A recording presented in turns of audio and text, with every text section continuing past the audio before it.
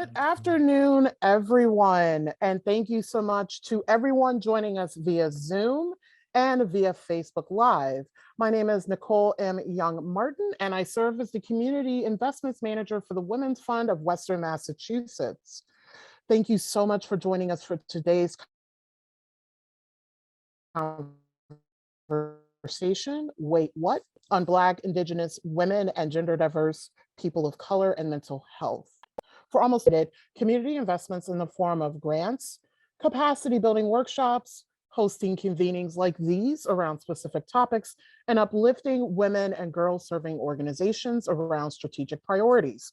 Our strategic priorities include economic security, addressing parity in positions of power, leadership and representation, and freedom from gender-based violence, harm, and harassment.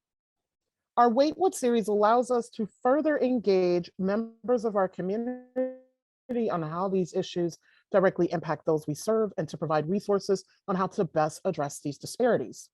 We want to take this moment to give a special thank you to our underwriters, the Institute for Generative Leadership and People's Bank, for their continued support of women and girls in Western Massachusetts. It is because of their generous support that programs such as our Wait What series are provided complimentary to our community.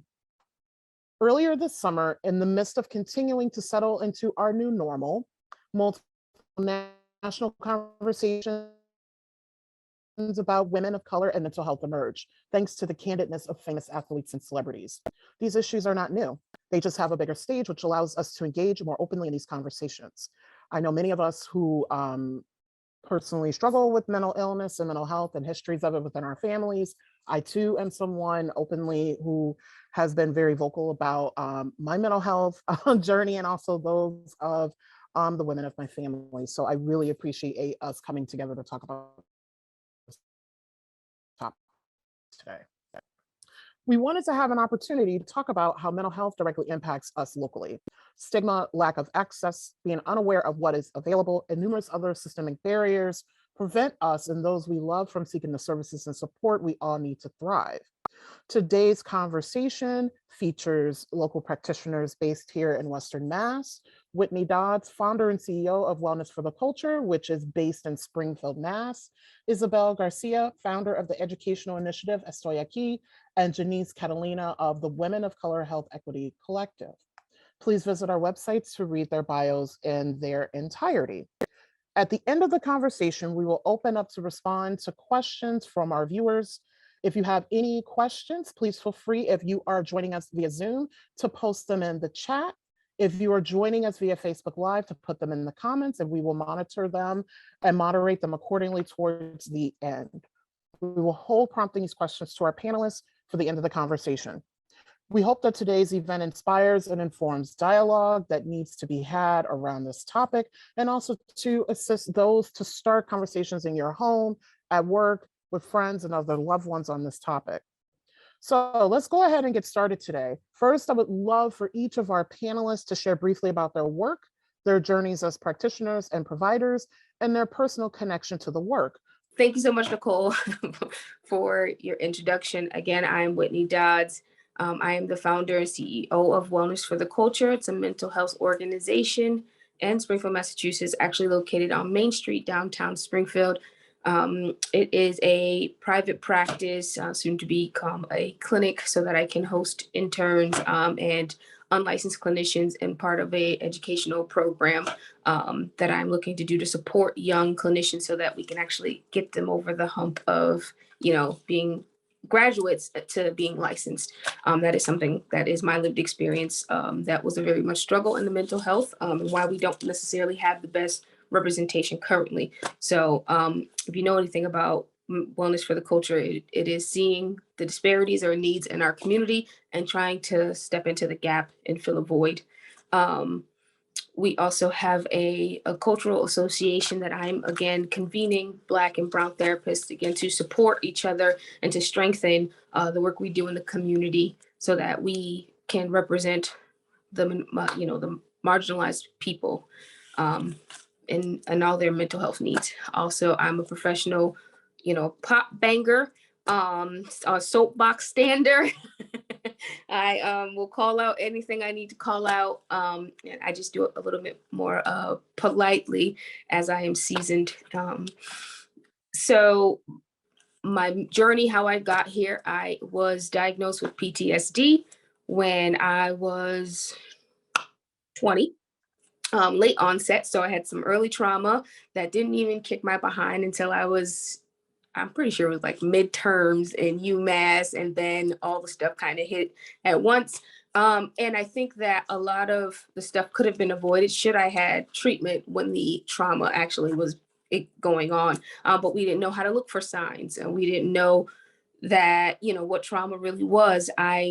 If I tell a story all the time, again, is that I didn't even know how to approach a therapist. My first time seeing a therapist, I repeated verbatim what I saw on a TV show because I thought that that's what I was supposed to say. And again, standing in that gap, I'm like, how many people could avoid what I had to go through, 10, 15 years later, if they had the education, if we made it more accessible, if we talked about disparities and equity and even oppression and racism in mental health, and start trying to, tear the veil on a lot of stuff. So that's my lived experience with it. That's why I'm here. That's my cause every day. I'm pretty sure that's all you asked me. So I'm going to pass the torch. I don't know if I'm supposed to pass it to someone specific. You said in order. So I'm done. Yes, thank you so much, Whitney. Yeah. And Isabel, you're up next. Yeah. So I'm super, super excited to be here. I could speak about this for hours, so I'm going to try to be concise. But my name is Isabel Garcia. You see her pronouns. And I am the founder of Estoy Aquí, which means I am here. And Estoy Aquí is an education initiative that puts a spotlight on the social cultural factors that influence mental health, but in a specific suicide. So I call it suicide prevention education with a social justice twist. So I try to go beyond the individualism, the idea that mental health is just about a disorder or whatever it is, the biomedical model, and look at how systems of oppression affect our well-being. And how did I even get to that point of making a business out of that?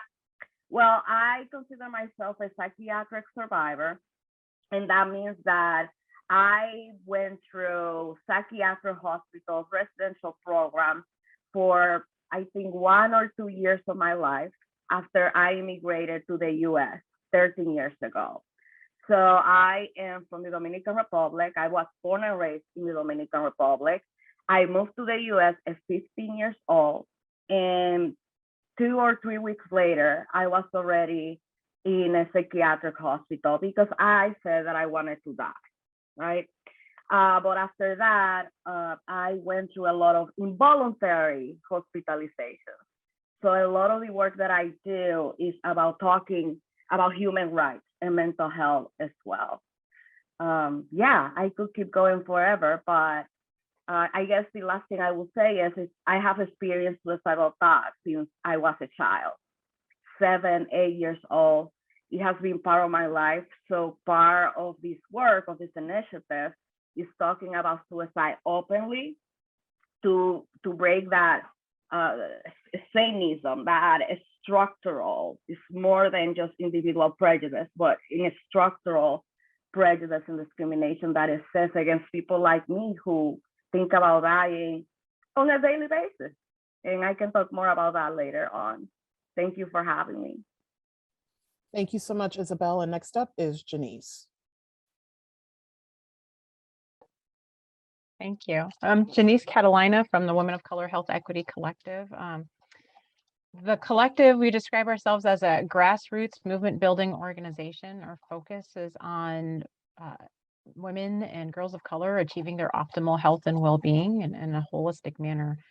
And we really operate from the stance of building community capacity and centering community voice in that. And so we do a lot of work around training, especially within the cultural humility and racial equity frameworks, and research-based, community-based participatory research, bringing in community voice into empowered systems, right? Moving from savior design systems to empower design systems, and supporting organizations and institutions to do that work.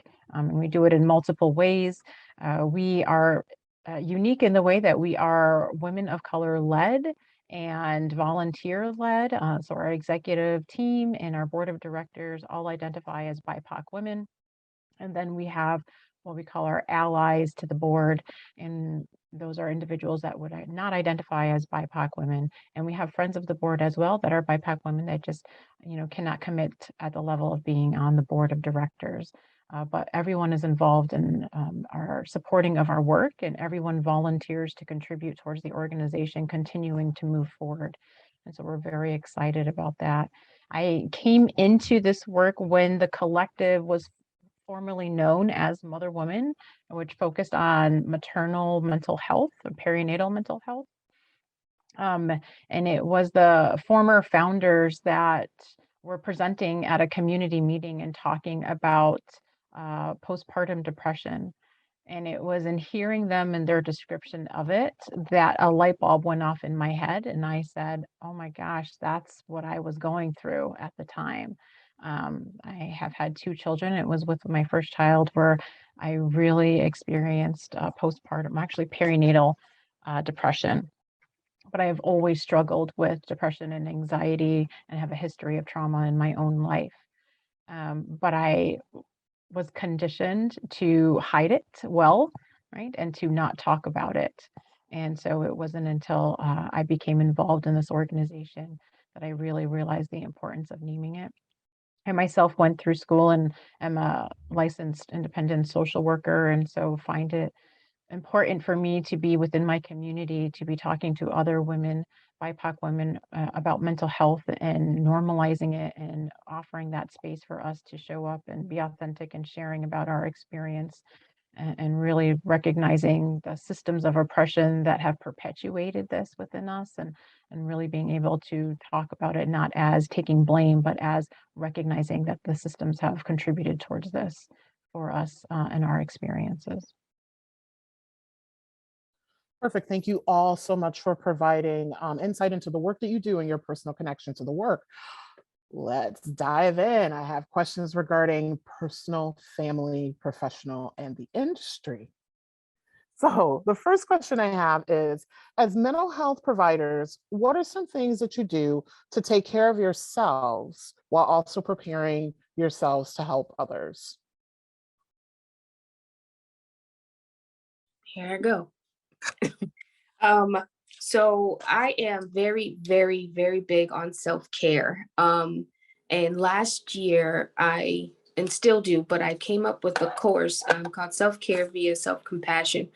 That is because I had to do the work first, and it was like an enlightenment last year during COVID, that a lot of times people can't prioritize their self-care because they lack self-compassion. And so a lot of the work I did last year, and I'm still doing, is having the self-compassion and the self-acceptance, radical self-acceptance in a lot of different ways for myself, and letting people see me as human and not hero, shero, superwoman, and every other name people have given me in the world. And so that type of self-care means setting my boundaries. At first, I was very afraid to say things like no or I can't, right? Letting people to say, I'm sorry, I can't meet your expectations. Also giving into my own expectations and running the race on my own, at my own pace, at my own speed, in my own time. These are ways that I do self-care.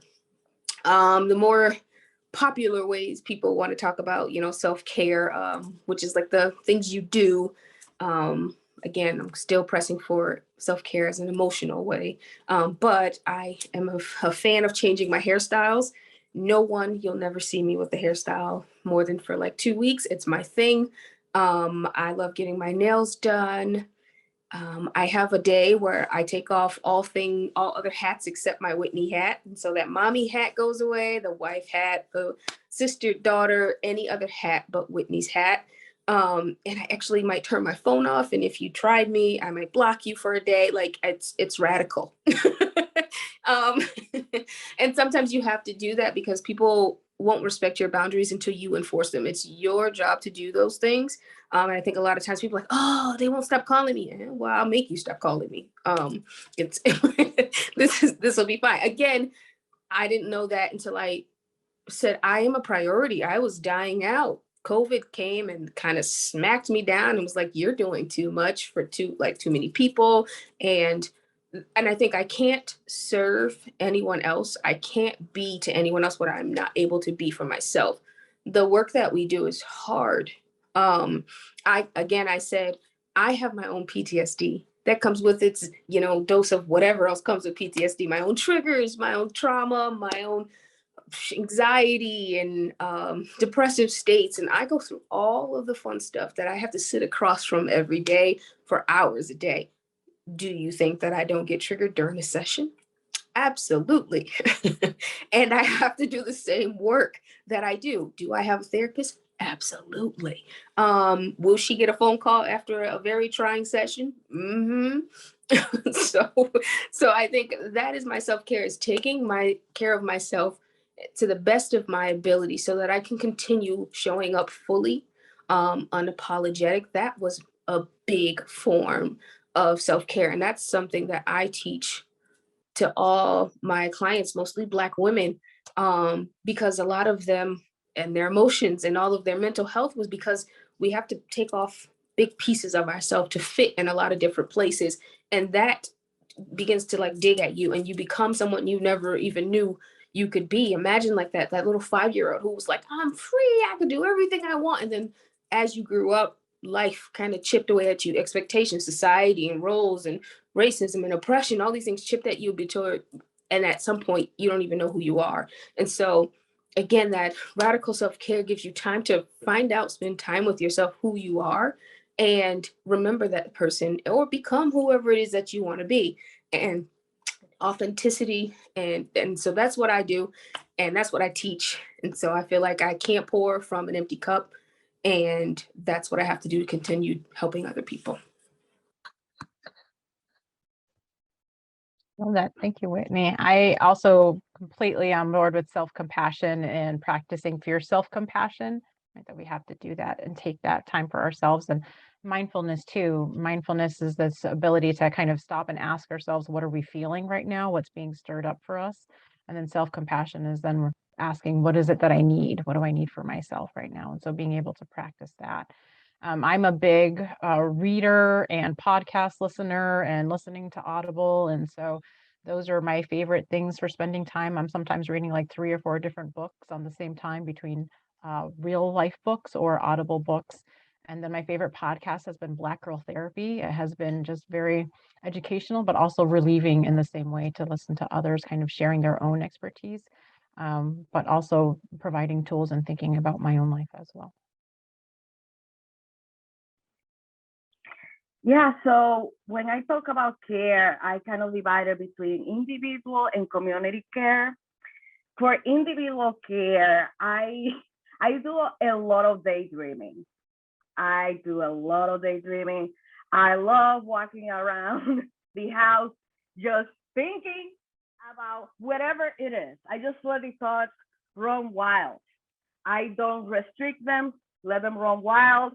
I'm walking around the house. You can talk to me and I'm like in my own little world, in my own little universe. And I love it. Really escape when I do daydreaming. And it might seem as escapism. Oh my God, you're distracting yourself from your problem. No, I'm just not restricting myself, because many times in spaces where the spaces that I go to in the mental health suicide prevention field are mostly white, and many times I have to restrict myself. I have to code switch, right? Because there is a danger in being myself when I am a Latina immigrant whose English is a second language. I have an accent, right? And that many times indicates for some reason for certain people might see that as she's probably less intelligent. She has an accent. Believe it or not, that has been said to me. I'm not even lying. So I'm always ready to get a microaggression. So for those reasons, when I am not in working spaces, in meetings or whatever like that, I like to not restrict my thoughts. So daydreaming is F for me in terms of individual care. But if people who know me, I talk a lot about community care. And there are many definitions out there about community care, but the one that I use is the freedom to decide how you want to be taken care of and how you want to take care of others, right? So it's a decision. And I think about it in terms of structural care as well. So I don't have a car. I have to use Uber to get around. And so if I need to go to the grocery store and I can call a friend and say, hey, can you give me a ride to the grocery store? That to me is care, because that friend is taking time out of their schedule to basically fill a gap. They're filling a systemic gap there with me not having a car. I'm not gonna go into the story as to why I don't have a car, etc. So they're filling a gap by taking their time and giving me a ride to that grocery store. Or even then, they go into the grocery store and bringing me the groceries, or doing the laundry on my behalf. All of these things, even washing the dishes, helping me wash the dishes, all of these things I see as care, because we live in a capitalist country world where it says that the more you do, the better you are. And so having people to compartmentalize all those responsibilities, I think that's care. I'm gonna stop right there. Such great answers. So I would love for two people, or one, depending on how we access this question. I'd like to talk about navigating generational denial and addressing vicarious secondary trauma. How have you addressed mental health care and associated issues with your families and loved ones? Given the presence of multiple diasporas and racial and ethnic identities on this panel, do you have any insight for those who are joining us today on how they can start these conversations within their own homes?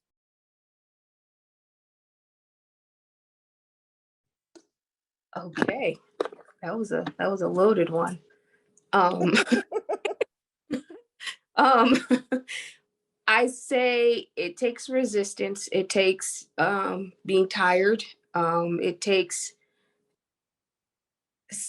the first thing someone told me when I graduated is everybody's not going to listen to you.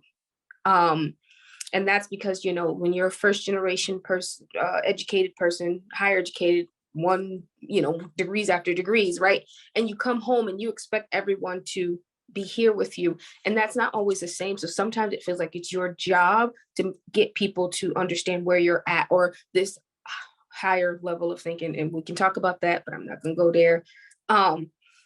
And because we have access to this, right? It's a privilege for us to have gone out and had certain education, and that is for mental health as well. So if we assume that, these people are just uneducated as opposed to ignorant, or hey, and again, I think somebody even put, which was great in the chat, that access to, certain things are what people deem, and so as long as we can educate them, hey, painting your own nails, right? That's considered self-care. Also, doing your own hair, washing your own hair is considered self-care. So there's popularized stuff on the media and other things that are kind of misinformed a lot of times. And so sometimes it's just kind of saying, this is not it for me. So I make a lot of I statements. Hey, you don't have to believe in therapy. You don't have to go to therapy, but like, I love my therapist, and here's how I benefit from this thing. And there are people who say this. And so, counselors, therapists, social workers, we are kind of passive aggressive, like champions. And so we kind of know how to work our way around the conversation anyway. But for a person who might be struggling at home with seeing something, I think I statements and I feel statements something that recently happened, and I'm going to tell it because I tell it all. If you know anything about me, I'm transparent all over the place, because it leads to healing. This this generational kind of gap where my husband and I go to couples therapy, but it's because we have a new set of things. We got a new kid. We have a son with a new set of like special needs, and we're trying to figure out, oh man, how do we do this? Like, we got to figure this out because these are new steps, and I have entered a new space at work, and so how do we make sure that we're a team? And so we thought, let's go get someone to kind of intervene and help us problem solve and things like that, right? So, but the generation above us was like, oh no, your marriage is failing. What? What are you talking about? Well, you're in therapy, so there must be something wrong with your marriage. No, friends, right? Because these are the assumptions, these are the stereotypes, these are what came down to it, or that we are weak, or I'm not being the best parent, or all these different assumptions and stigma that came around just from my husband and I going to basically team build every week. And these are the educations. So even having to tell somebody, no, therapy is not for when things are only bad.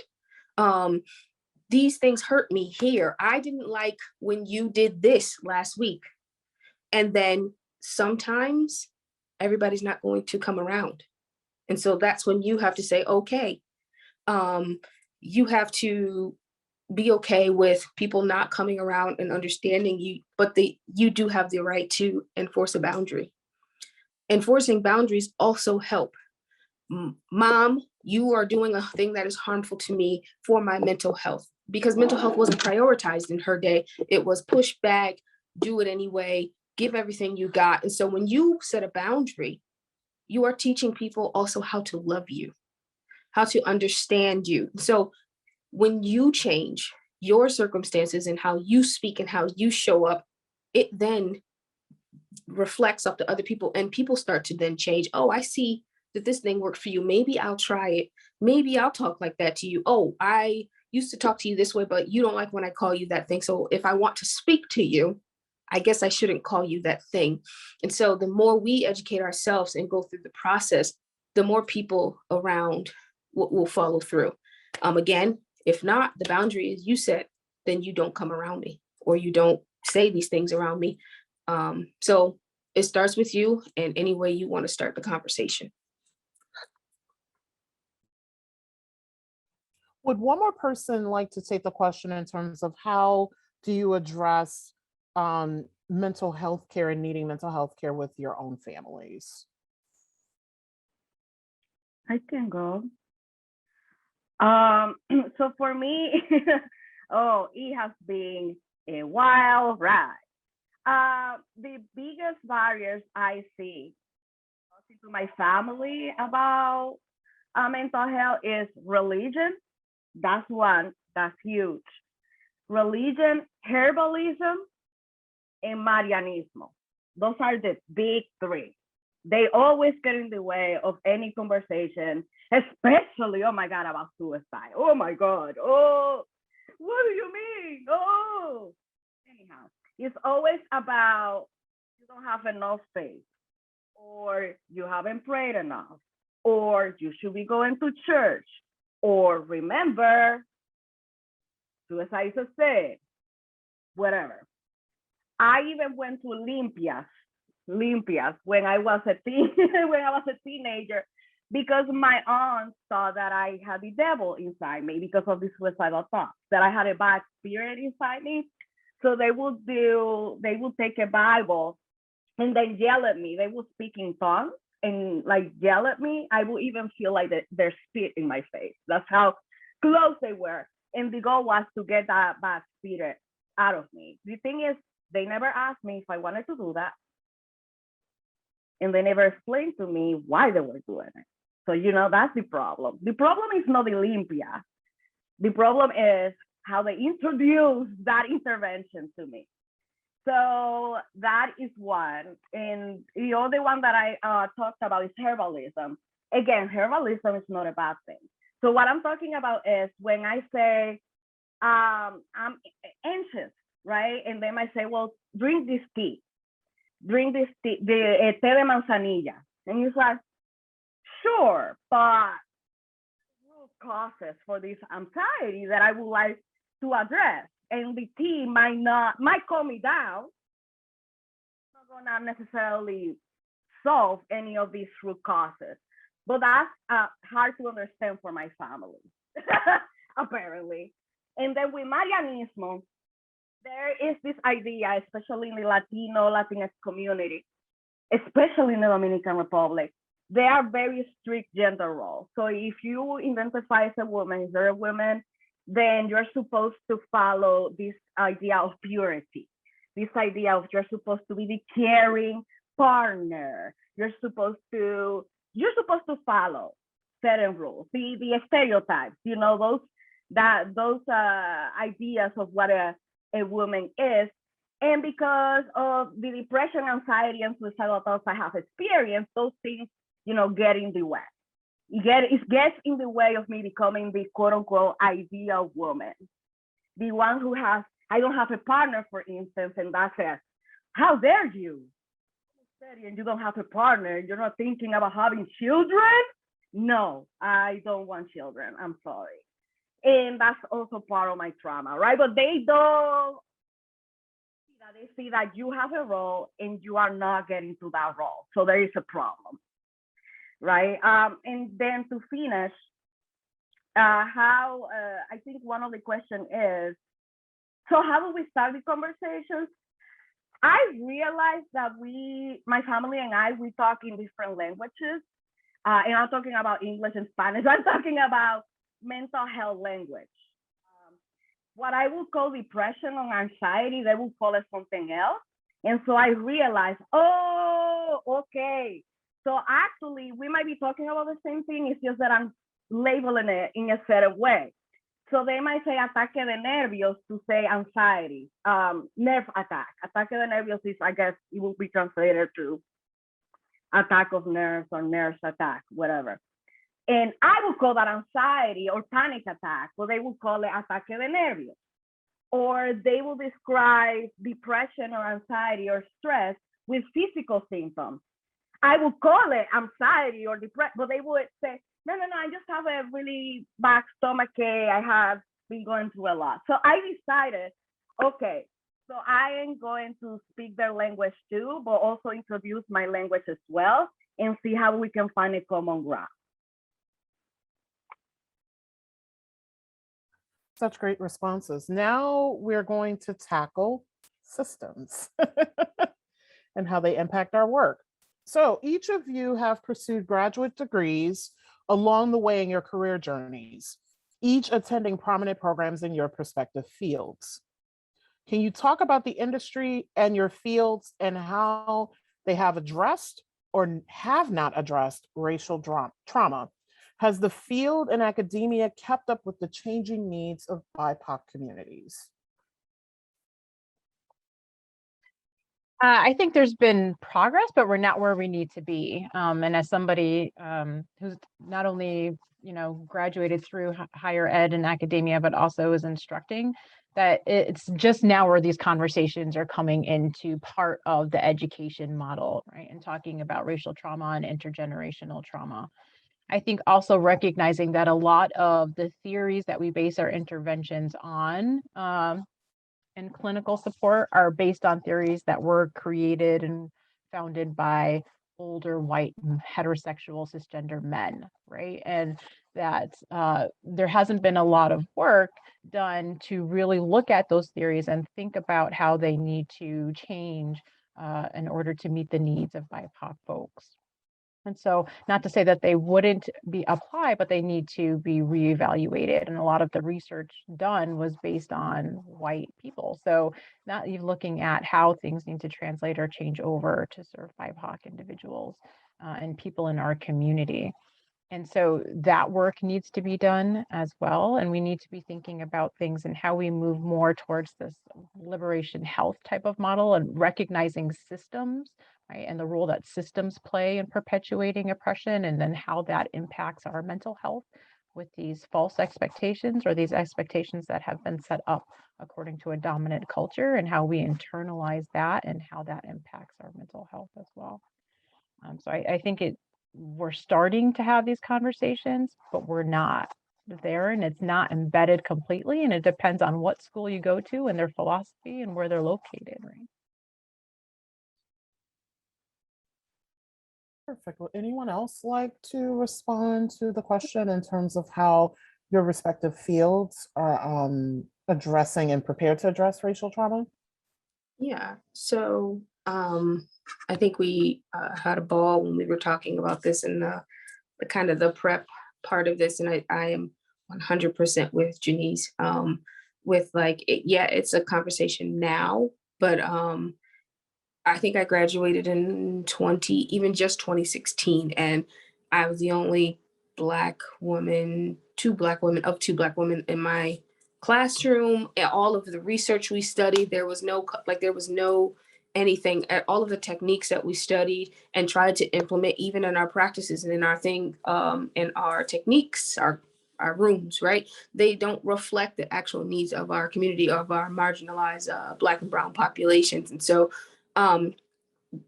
there's some colonization of that as well, and how we heal. That's important to note, because you will tell me that how culturally we have healed is not the right way of healing. I've heard so many times that different Eastern medicine and all these other thoughts, or how ancestors, and I mean, however people heal, right? It's called, that's the wrong one. You know, if you're not in therapy, or if you're not on your meds, or if you're not diagnosed, if you're not seeing a doctor with this thing, then that's wrong.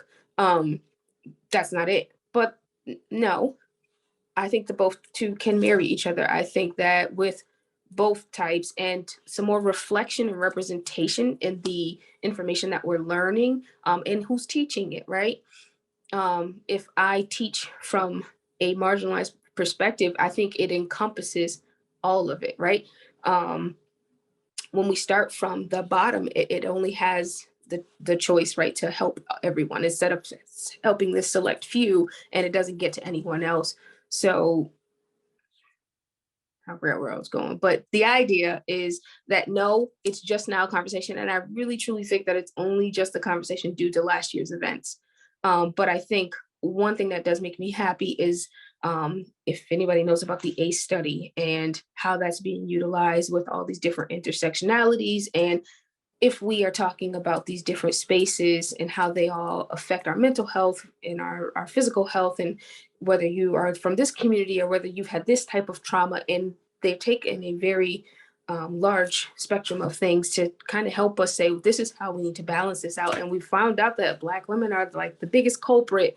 I can't really see them, the things on a thing, but this is the part, like, I think that this is going to be a very vital part, and I think we could go in the right direction from now, as long as everybody puts, action behind what they're saying and making these statements. Perfect, thank you. We just have a couple more questions before we open it up to Q&A. What are some differences between what the system is doing and provider care? How do micro and macroaggressions play out in the system and in provider care? And are there ways that we can hold our providers accountable, and then the systems and its subsequent institutions?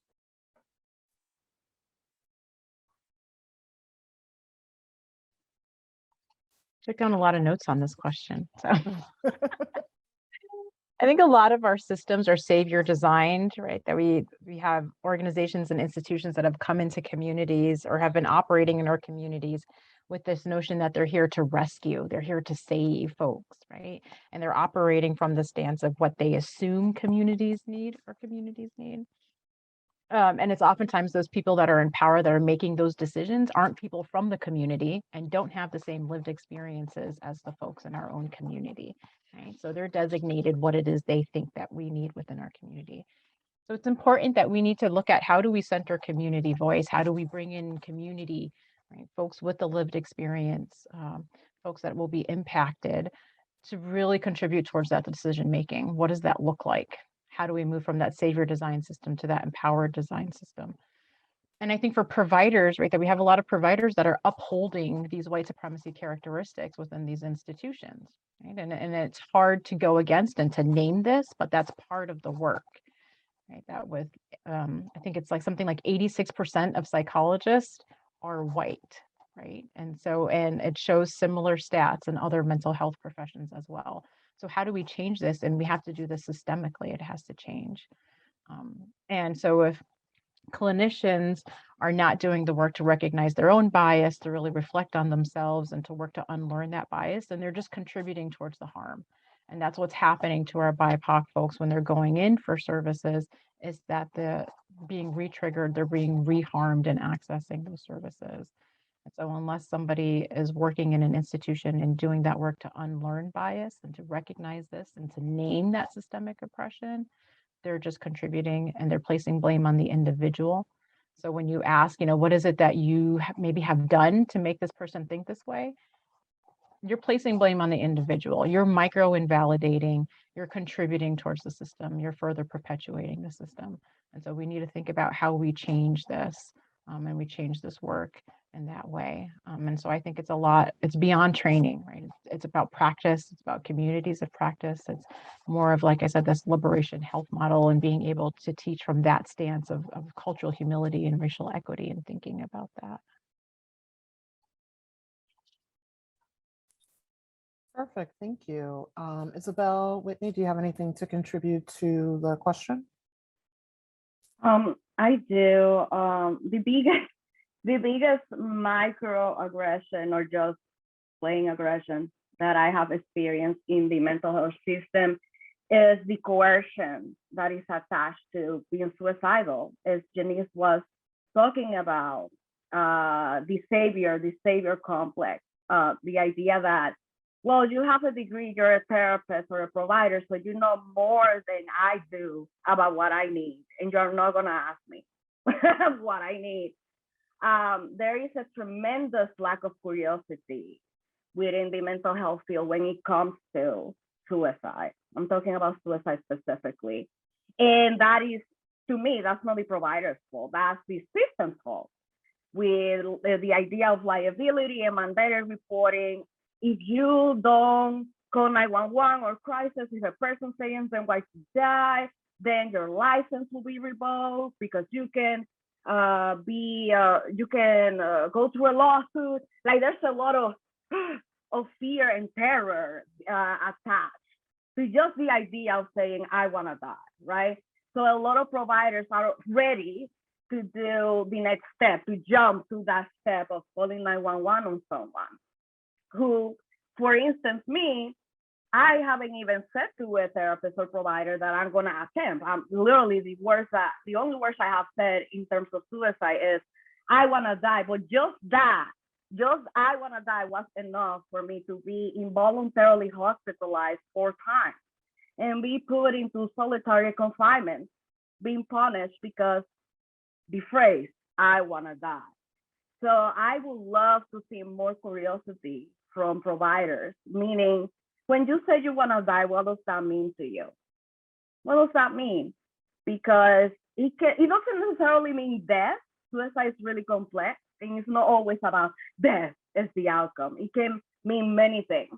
So that's why I decided to create a curriculum. I literally have a curriculum called Compassionate Support Offering for Suicidal Persons.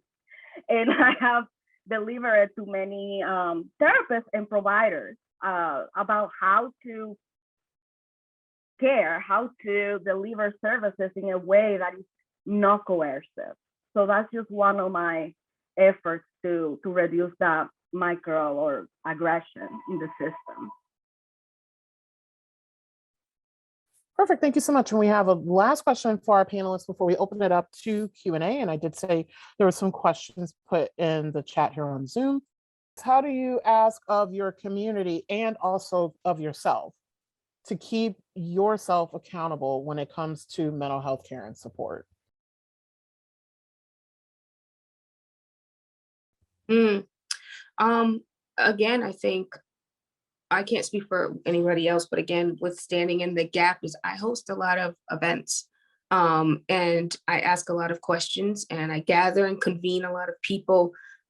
Just past Friday, I convened people and I said, we're going to host a conference next year. What are the things that are important to you? What are the things you think we need to talk about? What do you think is going to be helpful for us in this space?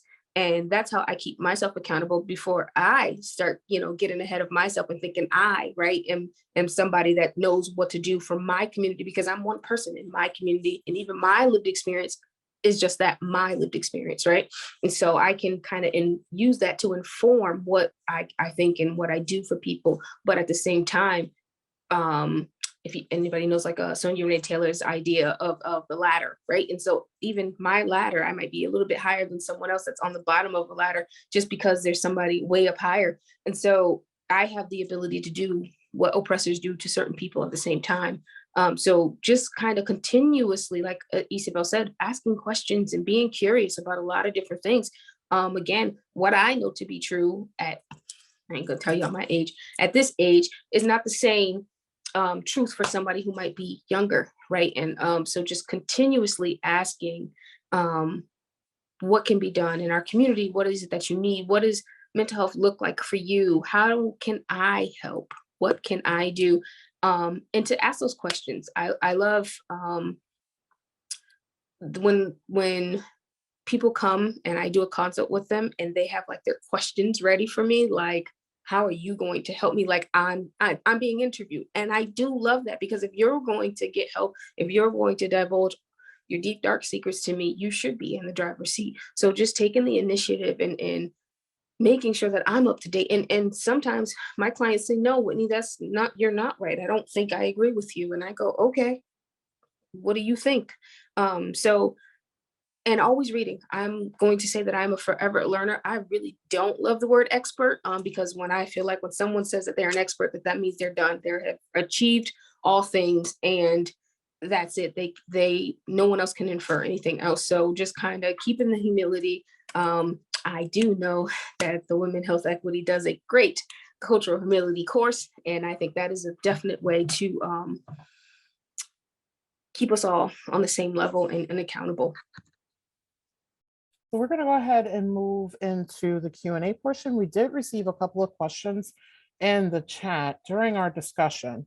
So the first question that got posed was, what is the best advice you can offer to convince a loved one that may need some help with mental health care when they feel nothing is wrong with them? Or where would you recommend they can go to start? Isabel said this earlier, kind of like asking someone what they want to do. Hey, I'm noticing this thing. Here's what I learned about it. Sometimes it's just spending one-on-one time with the person first, hearing their thoughts out. And again, telling you what your experience is and how these things have helped you, but understanding that what you think, or even if this person could use some help, you still you have this obligation to, one, make sure that you have done your part in their life and in your responsibility to them. So I have people around me always, and I'm the therapist, and they still tell me, I don't need therapy. And I say, okay, but I'm here anytime you want to talk to me. And sometimes for some people, just knowing that something is out there for them, or knowing that you're there for him. And that goes back to even just the idea of community care, because we don't want to assume what type of care someone needs. Again, if it's been beneficial to you, and maybe you say, I'll help you look for a therapist. Or this is someone that's been recommended to me. Why don't you look up their page? If you look up my blog, a lot of people say, oh, I didn't want to go to therapy, but I looked up your blog, and you're honest, and you're so real, and you're so vulnerable. And I knew you were just for me. And so sometimes just doing that, I think social media has made closed that gap in between receiving treatment, just because we get to see more into people's life. That could be a bad and a good thing. But again, just helping and support them and listening to what they need, because sometimes it may not be what they need. I love what you said at the end, Whitney. It might not be what they need. I'm gonna take a risk and be vulnerable, because I know that Janice and Whitney are therapists, and I'm pretty sure there are more therapists in the room. But I'm gonna be vulnerable and speak my truth. I don't go to therapy. I stopped going to therapy many years ago because point blank didn't work for me. I am a suicidal person, didn't feel like I could be honest about being suicidal because I was always afraid of being involuntarily hospitalized. So I couldn't do that. I just couldn't. know myself, know being honest with a therapist, right? So if it works for you, that's freaking awesome. But what I'm trying to say is there's so many alternatives out there. And I see a lot of my community, the demonizing of people that don't go to therapy. I feel like we went from mental health, like whatever, you're crazy if you go to therapy, to you have to go to therapy. And if you don't go, you don't care about anybody because you have to take care of yourself. And it's like, it's not for one, it's not for everybody. Two, there are many, many barriers to get to that point. And so I hope that in my community that we stop demonizing anyone who doesn't want to go to therapy. But also alternatives, we have peer support. I love the Wildflower Alliance. They offer many peer support groups, and it's a different approach. I love it, and I use it in my work as well. And also we have I talk a lot about this, we have the hairstylists, we have the barbers. I don't see anything wrong with using these cultural strengths that we already have to gain support. So I just hope that we don't do a hierarchy of what is the best source of support for people. I wish that there was autonomy as to, hey, what do you think could make you feel better about life? And that's it. And just give as many options as we can so people can choose what they think fits best instead of just pushing one approach. Hopefully that makes sense. It does. Thank you so much. The next question that we received via Q&A is, do you think that white women therapists can work effectively with women of color? Specifically, does trauma due to misogyny translate into enough sensitivity to be helpful in the context of racial trauma?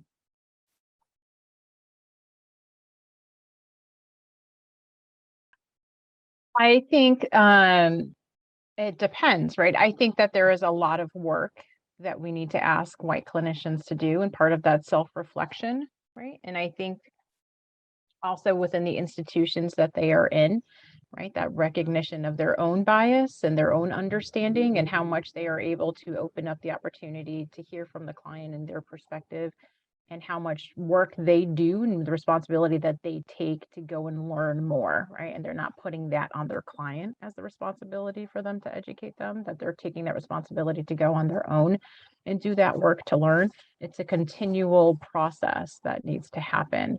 And so if you're naming that racial trauma, if you're naming the systems that have contributed towards that and the history behind that because you've done the education, then I think that could be a beneficial relationship. But again, it's a lot of work that has to be done, and the clinicians a lot of time are coming into these relationships in a power dynamic where they're not recognizing their own responsibility in that. Perfect. And then we have time for one more question. And the question is, what can be done to make mental health support more affordable and accessible, including keeping telemedicine platforms covered in terms of insurance coverage, as some employers are no longer covering teletherapy and only covering in person? So I had the pleasure of meeting Representative Ayanna Pressley this weekend. Amazing. And one thing she continued to say, and as she has done a lot of things, but it's truly, you have to vote, you have to go do your research on what things, pay attention to our healthcare policies, our mental health care policies, call your representatives. They are like, they're there for you. They serve you. You gotta call, or you call your healthcare, complain to them as much as you can, because again, this is something you pay for as well. But the more policy, or just know who's in office and how to get there, call your local people and see how to get there. I just loved like the fact that how honest she was about it. And she's like, hold me accountable. When we say these things, you have to hold them accountable. As much as I would love to, I think the accountability sometimes falls on the clinician at the same time. It's like, well, you're not affordable. I also need to make a living. And so I wouldn't say that was necessarily on me, but the healthcare, we pay a lot for healthcare to even have such big deductibles and co-pays and things of that nature. So who's in charge of those things? And that's what we need to come to. It didn't say that, we should bring our thing, our standard down because they won't. And that's just a part of the crabs in the barrel mentality, right? And access to supports and things of that nature. So we attack each other instead of a system. So yeah, hold your representatives accountable. Vote. Okay, perfect. So I would love to thank everyone for attending. I would love to thank our panelists, Whitney Dodds, Isabel Garcia, and Janice Catalina for offering their insight on this very important topic. I especially want to thank everyone who joined us via Facebook Live and also Zoom for being with us today. We have many more conversations and events coming up with the Women's Fund over the next year or so. Please be sure to visit our website at mywomensfund.org for more information on upcoming workshops and further Wait What discussions. So thank you all so much and have a great afternoon.